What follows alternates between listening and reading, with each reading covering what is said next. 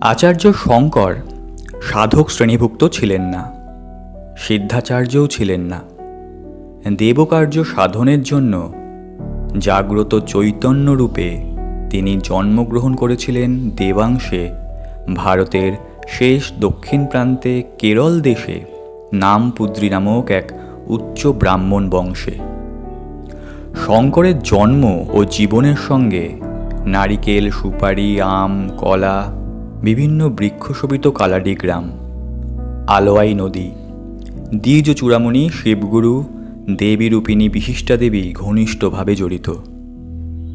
শাস্ত্রসেবী শিবগুরু যদিও বিদ্যাধরের একমাত্র পুত্র, তবু গুরু গৃহে হতে সমাবর্তনের তার আদৌ ইচ্ছা ছিল না। শাস্ত্র পঠন পাঠনে কাটিয়ে দেবেন সারাটি জীবন, এই ছিল তার প্রাণের ঐকান্তিক বাসনা। কিন্তু পিতার বিশেষ আগ্রহে গুরুগৃহ হতে প্রত্যাবর্তন করে একটু বেশি বয়সে তাকে গার্হস্থ্য জীবন আরম্ভ করতে হলো। ক্রমে পিতার মৃত্যুর পরে ক্ষুদ্র সংসারের দায়িত্ব পালনের সঙ্গে সঙ্গে শাস্ত্রামোদী শিবগুরু অধ্যয়ন অধ্যাপনায় অনেক সময় কাটাতেন। সামান্য দেবোত্তর সম্পত্তি হতেই মিটে যেত তাদের ক্ষুদ্র সংসারের সব অভাব। অপুত্রক শিবগুরু ক্রমে বার্ধক্যে উপনীত হলেন। পুত্র লাভ করে পুণ্যামক নরক হতে উদ্ধার পাবার জন্যই তো দ্বার পরিগ্রহণ করা, কিন্তু তা তো হল না। সন্তানহীনা বিশিষ্টার প্রাণেও সুখ নেই। দুজনে পরামর্শ করে ব্রতগ্রহণপূর্বক গ্রামের অনতি দূরে বর্ষপর্বস্থিত জাগ্রত দেবতা চন্দ্রমৌলীশ্বর শিবের শরণ নিলেন এবং কিছুদিন কন্দমূল মাত্র আহার, পরে কেবলমাত্র শিবের চরণামৃত পান করে নিরন্তর প্রার্থনাপূর্ণ হৃদয়ে ব্রত নিয়ম, পূজার্চনা ও কৃচ্ছ সাধন দ্বারা জীবনযাপন করতে লাগলেন। সংবৎসর পূর্ব হওয়ার পূর্বেই এক রাত্রে শিবগুরু স্বপ্নে দেখেন জটাজুটধারী কর্পূর গৌর সদাশিব জ্যোতির্ময় দেহে তার সম্মুখে আবির্ভূত হয়েছেন। তিনি মধুর কণ্ঠে বললেন, বৎস, তোমাদের ভক্তিতে আমি প্রসন্ন হয়েছি। কি প্রার্থনা বলো, আমি তা পূর্ণ করব। শিবগুরু দেবাদিদেবের চরণে ষষ্ঠাঙ্গে প্রণত হয়ে বললেন, আমাকে একটি দীর্ঘায়ু সর্বজ্ঞ পুত্র দিন। ভগবান আশুতোষ বললেন সুস্মিত মুখে, সর্বজ্ঞ পুত্র চাও তো সে দীর্ঘায়ু হবে না, আর দীর্ঘায়ু পুত্র চাও তো সে সর্বজ্ঞ হবে না। এখনও বলো তুমি কি প্রকার পুত্র পেতে চাও, সর্বজ্ঞ অথবা দীর্ঘায়ু? ধর্মপ্রাণ শিবগুরু সর্বজ্ঞ পুত্রই প্রার্থনা করলেন। তখন মহাদেব বললেন, তোমার কামনা পূর্ণ হবে। বৎস, তুমি একটি সর্বজ্ঞ পুত্র লাভ করবে। আমি তোমাদের পুত্র রূপে হব অবতীর্ণ। আর তপস্যা করো না, সহধর্মিণীকে নিয়ে ফিরে যাও গৃহে। আনন্দে অধীর হয়ে রোমাঞ্চিত কলেবরে শিবগুরু দেবতার চরণ বন্দনা করলেন। স্বপ্ন বৃত্তান্ত শুনে বিশিষ্টা নিজেকে জ্ঞান করলেন মহাভাগ্যবতী। গৃহে প্রত্যাগমন করে উভয়ে পবিত্র হৃদয়ে শিব পূজার্চনা কালাতিপাত করতে লাগলেন।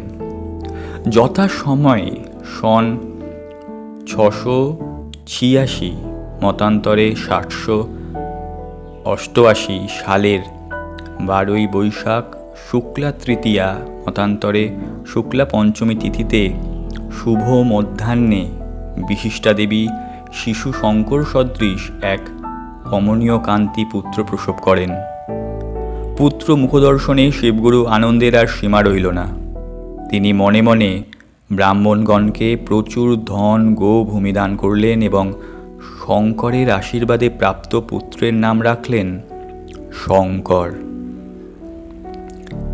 দেবকার্য সাধনের জন্য যে সকল দেব মানব ধর্মাচার্য রূপে জগতে আগমন করেছেন, তারা সকলেই দেব ইচ্ছায় অপ্রাকৃত ও অলৌকিক উপায়ে করেছেন জন্মগ্রহণ।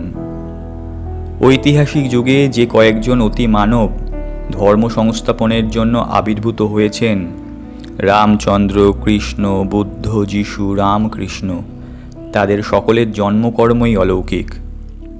আচার্য শঙ্কর শ্রী ভগবান শঙ্করের অংশভূত এবং বিশেষ দেবকার্য সাধনের জন্যই তার জন্ম। আমরা পরে তা দেখতে পাব। শঙ্করের জাতকর্মাদি সমাপন করে শিবগুরু দৈবজ্ঞের দ্বারা নবজাতকের জন্মকুণ্ডলী প্রস্তুত করে দেখলেন যে দেবস্বপ্ন সত্য হয়েছে। পুত্র দেবাংশে জন্মগ্রহণ করেছেন এবং তাতে আছে অবতার যোগ। বাল্য থেকেই শঙ্কর অতি শান্ত প্রকৃতি ও তীক্ষ্ণ বুদ্ধি ছিলেন। পরিণত বয়সে তার যে অমিত প্রতিভা এবং অসামান্য মেধা জগৎকে চমৎকৃত করেছিল, তার উন্মেষ বিশেষ রূপে পরিলক্ষিত হয় বাল্য থেকেই। ওই অদ্ভুত বালক 3 বৎসর বয়সেই মাতৃভাষা মালায়ালমে বহু গ্রন্থ পড়ে ফেললেন এবং বেদ, বেদান্ত, উপনিষদ, রামায়ণ, মহাভারত ও পুরাণাদি শুনে শুনেই কণ্ঠস্থ করেন। সবচাইতে আশ্চর্যের বিষয় এই যে বালক শ্রুতিধর ছিলেন। যখনই যা পড়তেন বা শুনতেন সবই তার স্মৃতিপটে অঙ্কিত থাকত। বালকের অলৌকিক মেধা দেখে পরম প্রীত হলেন শিবগুরু এবং মনে মনে স্থির করলেন যে 5ম বর্ষেই পুত্রের উপনয়ন কার্য সম্পন্ন করে তাকে গুরুগৃহে পাঠাবেন। বিধাতা হাসলেন অলক্ষ্যে। অল্প দিনেই মধ্যেই শিবগুরুর মৃত্যু হল।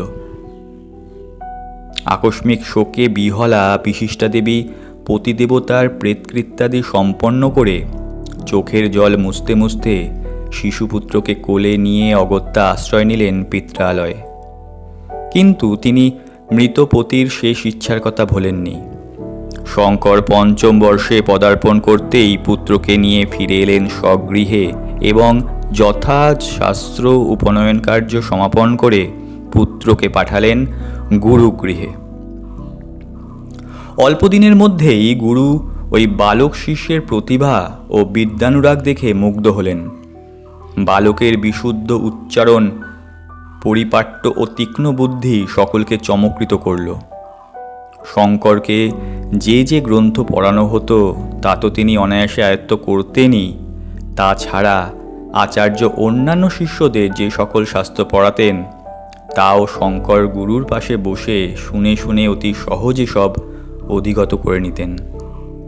অল্প দিনের মধ্যেই বালক শঙ্কর গুরুর বিশেষ প্রিয়পাত্র হলেন।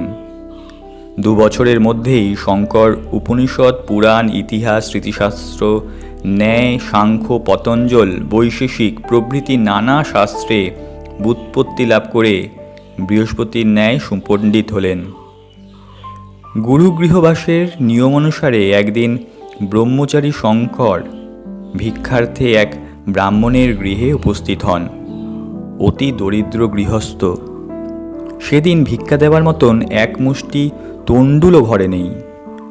অগত্যা ব্রাহ্মণ পত্নী শঙ্করের হাতে একটি আমলকি প্রদান করে কাঁদতে কাঁদতে নিজ নিরন্ন অবস্থার কথা বর্ণনা করলেন। ব্রাহ্মণীর নিদারুণ দারিদ্র্য শঙ্করের কোমল প্রাণকে মথিত করল। তিনি সেখানে দাঁড়িয়েই করুণার্দ্র চিত্তে দরিদ্র দুঃখ নাশিনী লক্ষ্মী দেবীর একটি স্তব রচনা করে অশ্রু কণ্ঠ হতে তাদের ব্রাহ্মণীর দুঃখমোচনের জন্য কাতর প্রার্থনা জানালেন দেবীর চরণে। বালকের স্তবে তুষ্ট হয়ে লক্ষ্মী দেবী আবির্ভূত হয়ে বললেন, বৎস, আমি তোমার অভিপ্রায় জেনেছি, কিন্তু এ দরিদ্র পরিবারে পূর্বজন্ম এমন কোনো সুকৃত করেনি যার জন্য আমি এদের ধনদান করতে পারি। তখন বালক শঙ্কর উত্তর করলেন, কেন মাতো? এই গৃহিণী তো একমাত্র আমাকে একটি আমলকি দান করেছেন।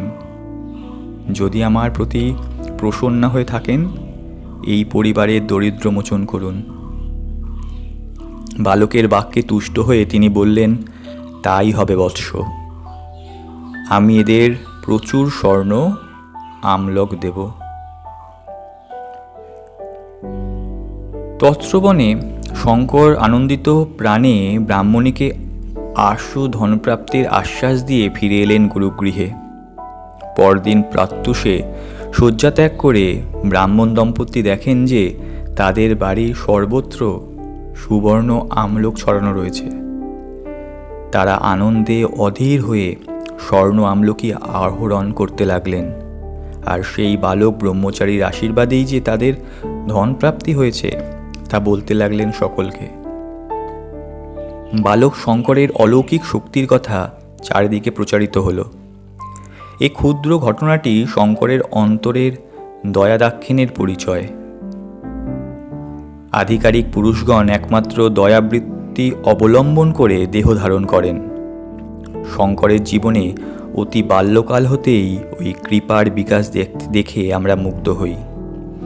পরবর্তীকালে তার এই কৃপাবাড়ি কত শত শুষ্ক প্রাণে সঞ্চিত হয়েছিল, কত তাপদগ্ধ তৃষিত মরু হৃদয়কে করেছিল তৃপ্ত, তা আমরা ক্রমে দেখব অবাক বিস্ময়ে।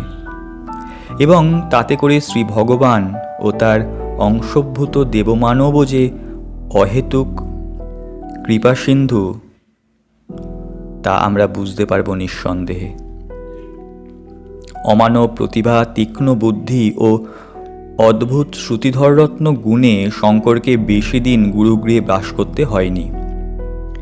যে সকল শাস্ত্রাদি পাঠ ও অধিগত করতে খুব মেধাবী শিষ্যেরও কম করে 20 বছর সময় লাগে, গুরুর আশীর্বাদ ও প্রসন্নতায় শঙ্কর 2 বৎসরের মধ্যেই সেই সমস্ত পাঠ সমাপ্ত করলেন। এতাদৃশ মেধাবী ও শক্তিসম্পন্ন শিষ্য পেয়ে গুরু নিজেকে বিশেষ গৌরবান্বিত মনে করেন। তিনি শঙ্করকে বহু আশীর্বাদ করে অনুমতি দিলেন সমাবর্তনের। এদিকে বিশিষ্টাদেবী পূর্ব হতেই প্রতিবেশিনী একটি সুন্দরী কন্যার সঙ্গে শঙ্করের বিবাহ স্থির করে রেখেছেন। পুত্র গুরুগৃহ হতে প্রত্যাবর্তন করার সঙ্গে সঙ্গেই বিশিষ্টা ওই প্রস্তাব উত্থাপন করেন। শাস্ত্রেরও বিধান যে গুরুগৃহ হতে সমাবর্তন করেই বিবাহ করতে হয়, একদিনও অনাশ্রমী থাকতে নেই। শঙ্কর কিন্তু কিছুতেই বিবাহ হতে সম্মত হলেন না। বিশিষ্টা অনেক বোঝালেন, অনেক অশ্রু বিসর্জন করলেন। বিধবার ভবিষ্যৎ সুকল্পনার আশ্রয়স্থল শঙ্কর কিন্তু সংকল্পে দৃঢ় ও অবিচলিত। বালকের এতাদৃশ দার্ঢ্য মাতাকে বিস্মিত ও অভিভূত করেছিল। ব্রহ্মচারী শঙ্কর গৃহে বাস করে অধ্যয়ন ও অধ্যাপনায় মনোযোগী হলেন, কিন্তু মাতৃসেবা ছিল তার সর্বপ্রধান কাজ ও শ্রেষ্ঠ সাধনা। তিনি নানাভাবে সেবা শুশ্রূষা দ্বারা মায়ের সুখ স্বাচ্ছন্দ্য ও আনন্দের বিধান করতেন। বালক শঙ্করের অগাধ পাণ্ডিত্য ও অসাধারণ অধ্যাপনার খ্যাতি অল্প দিনেই চারিদিকে প্রচারিত হল। বহু বয়োবৃদ্ধ পণ্ডিতও তার কাছে শাস্ত্রাধ্যয়নের জন্য সমাগত হতে লাগতেন। সকলেই তার উদার ও সরল শাস্ত্র ব্যাখ্যা শুনে মুগ্ধ ও স্তম্ভিত। 7 বৎসরের বালকের এমন অসাধারণ পাণ্ডিত্য প্রতিভা বাস্তবিকই দৈবশক্তির দ্যোতক। দেবপ্রাণা বিশিষ্টা প্রতিদিনই আলোয়াই নদীতে স্নান করতে যান এবং পথে কুলদেবতা কেশবের মন্দিরে পূজার্চনা করে ফিরে আসেন বাড়িতে। আলোয়াই ওই অঞ্চলের পুণ্যতর নদী। শঙ্করের বাড়ি হতে যদিও নদী অনেকটা দূর, তবু বিশিষ্টা অতি নিষ্ঠা সহকারে প্রতিদিন যান নদীতে স্নান করতে। তখন গ্রীষ্মকাল। একদিন বিশিষ্টা স্নানে গিয়েছেন। অনেক সময় উত্তীর্ণ হয়েছে, তবু মা ফিরছে না দেখে শঙ্কর বিশেষ উদ্বিগ্ন হলেন। তিনি মায়ের সন্ধানে নদীপথ ধরে এগিয়ে যেতে যেতে দেখেন যে মা মূর্ছিতা হয়ে পড়ে আছেন পথের ধারে। শঙ্কর ব্যাকুল প্রাণে কাঁদতে কাঁদতে মায়ের শুশ্রূষায় প্রবৃত্ত হলেন এবং যখন মায়ের সংজ্ঞা ফিরে এলো তখন তাকে হাত ধরে ধীরে ধীরে নিয়ে এলেন বাড়িতে। মাতৃভক্ত শঙ্করের মনের অবস্থা অবর্ণনীয়। মায়ের কষ্ট দেখে তিনি অধীর হয়েছেন। কেঁদে কেঁদে শ্রী ভগবানের কাছে প্রার্থনা করতে লাগলেন, প্রভু, তুমি তো সর্বশক্তিমান, তোমার ইচ্ছাতে তো সবই সম্ভব। মায়ের এই কষ্ট তো সহ্য হয় না। কৃপা করে নদীটি আমাদের বাড়ির কাছে এনে দাও, মায়ের কষ্ট দূর হোক। এই একমাত্র প্রার্থনায় শঙ্করের সমগ্র মন প্রাণকে আকুল করে তুলল। তিনি দিবারাত্র ওই প্রার্থনায় ডুবে গেলেন। শঙ্কর বয়সে বালক হলেও বিরাট পণ্ডিত, সর্বশাস্ত্র পারমঙ্গ। কিন্তু মায়ের কষ্ট তাকে অধীর করেছে। তিনি একটিবারও ভাবলেন না যে নদীর গতি পরিবর্তন সম্ভব নয়। বিশিষ্টা বালকের আচরণে বিস্মিতা হলেন। তিনি নানাভাবে প্রবোধ দিতে লাগলেন পুত্রকে, কিন্তু শঙ্করের সেই প্রার্থনার বিরাম নেই। করুণাময় শ্রী ভগবান বধির নন, ভক্তের প্রার্থনা তিনি শোনেন। তাই তিনি শঙ্করের প্রার্থনায় বিচলিত হয়ে করলেন তার ব্যবস্থা। সেই বর্ষাতেই নদীর গতি পরিবর্তিত হল। উত্তর তীর ভেঙে আলোয়াই নদী কালাডি গ্রামের পাশ দিয়ে হল প্রবাহিতা। বিশিষ্টা তখন খুব গর্ব ভরে সকলকে বলতে লাগলেন, আমার শঙ্করের প্রার্থনাতেই তো শ্রী ভগবান নদীকে আমার বাড়ির পাশে এনেছেন। এই অলৌকিক ঘটনার কথা অল্প দিনের মধ্যেই ছড়িয়ে পড়ল চারিদিকে। দলে দলে লোক আসতে লাগলো ওই অদ্ভুত বালককে দেখতে। ভগবদ ইচ্ছায় অনেক অসম্ভবই সম্ভব হয়। সঙ্গে সঙ্গে কীর্তিত হয় ভক্তি ও ভক্তের মহিমা।